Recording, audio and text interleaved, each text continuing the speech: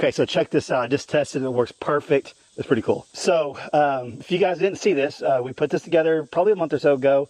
It's made of metal. That's metal up there, metal right here. This thing is built to last.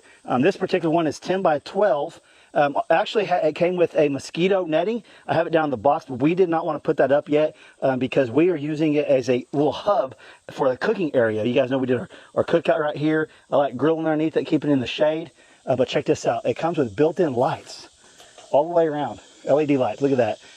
There's 4 of them on each pole. At nighttime, you guys can have some lighting out here. You don't have to worry about having your lantern or anything like that. So you guys can see the gazebo is made with high quality materials. It has a robust black steel frame that ensures the stability and durability of this thing.